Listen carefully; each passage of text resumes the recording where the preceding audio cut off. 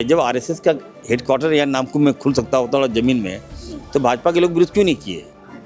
भाजपा के जो आदिवासी नेता लोग विरोध क्यों नहीं किए? मैं तो यहाँ कोई कार्यालय नहीं खोल रहा हूँ, मैं तो अगर खोल रहा हूँ रिम्स 2 तो देना चाहिए। आप बताइए, अगर रिम्स 2 बन जाएगा तो वहाँ पर जो आसपास रेडियस 12 किलोमीटर जो रेडियस है, वो तो अपने पैरों में खड़े हो जाएंगे। इसको दे दिया, उसको दे दिया, ये है वो है, ईडी पीडी सीडी, मतलब ईडी वगैरह की बात आ जाती है, धमकी देने लगता है। तो इसी कारण हम परचेजिंग नहीं कर रहे, चलो भाई। लेकिन अब लगता है कि नहीं, झारखंड के लोकहित में हम एम्बुलेंस हमें खरीदना चाहिए।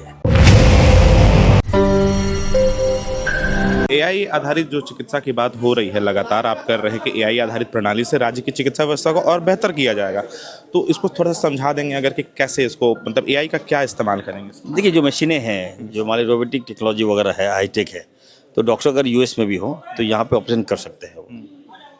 ठीक है, तो काफ़ी डिफरेंट है वो। हमारे पास कल आए थे, कुछ लोग आए थे यूएस से, तो उन्होंने टेक्नोलॉजी के बारे में मुझे बताया, मैं कन्विंस हुआ और उन्होंने मुझे इनवाइट भी किया है मेरी टीम को।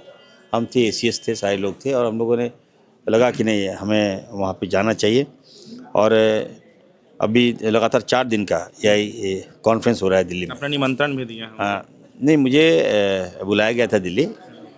आज देश के प्रधानमंत्री मोदी जी पूरे वर्ल्ड के तमाम एआई टेक्नोलॉजी को वहाँ पे कॉन्फ्रेंस है 4 दिन का, तो मैं नहीं जा सका क्योंकि विधानसभा है, और हमने अपने जो इस चीज़ को मैंने भेजा है वहाँ पर।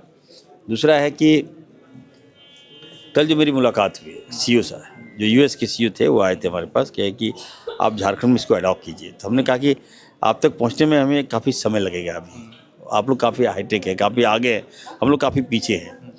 तो फिर भी उन्होंने पहले हम सबको इनवाइट किया है, पूरी टीम को, कि सर आप यूएस आइए और देखिए हमारी टेक्नोलॉजी को। निश्चित तौर पर इससे आपको काफ़ी लाभ मिलेगा। मतलब इस बार बजट का जो सत्र है, स्वास्थ्य और शिक्षा की काफ़ी बात होती है क्योंकि आपका स्वास्थ्य विभाग है। क्या कुछ अलग रहने वाला है इस बजट में आपके लिए, ताकि आप जो है राज्य की जनता को उस बजट में से निकाल के कुछ अच्छा दे सके? क्योंकि हमने अभी पिछले दिनों देखा, एक आपका बयान आया कि एशिया का वन ऑफ द बेस्ट और सबसे बड़ा अस्पताल हम लोग बनाएंगे। तो पब्लिक ये जानना चाहती है, एक तो कहाँ बनाएंगे, और इस बजट में जो पैसा आएगा उसमें से क्या अलग और बेहतर होगा? क्योंकि बजट तो मान लीजिए हर साल आना ही है। नहीं, देखिए, आपको ये बात मानना होगा कि स्वास्थ्य में क्रांतिकारी बदलाव हुआ है, ये लोग कह रहे हैं। और उसी परिप्रेक्ष्य में रिम्स 2, जो एशिया का सबसे बड़ा हॉस्पिटल, जो मैं एडीबी से मैंने लोन लिया है 12,000 करोड़, ये उसका पैसा है?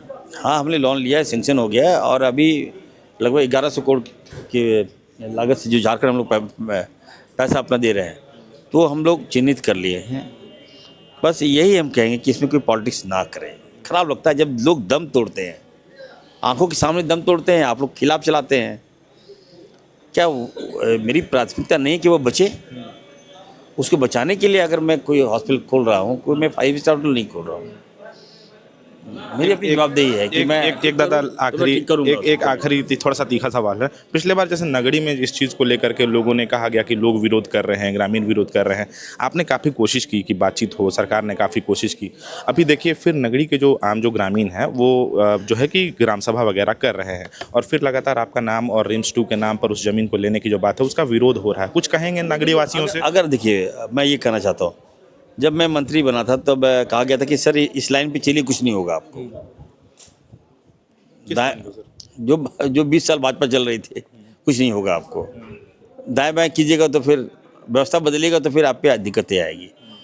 तो हम तो ये कहे, जब आरएसएस का हेडक्वार्टर या नामकुम में खुल सकता होता ज़मीन में, तो भाजपा के लोग विरोध क्यों नहीं किए? भाजपा के जो आदिवासी नेता लोग विरोध क्यों नहीं किए? मैं तो यहाँ कोई कार्यालय नहीं खोल रहा हूँ, मैं तो अगर खोल रहा हूँ रिम्स 2 तो देना चाहिए। आप बताइए, अगर रिम्स 2 बन जाएगा तो वहाँ पर जो आसपास रेडियस 12 किलोमीटर रेडियस है, वो तो अपने पैरों में खड़े हो जाएंगे। आश्रित होगा, नौकरियाँ मिलेगी, बाल बच्चे डेवलपमेंट करेंगे, इलाज होगा, बेहतर इलाज होगा।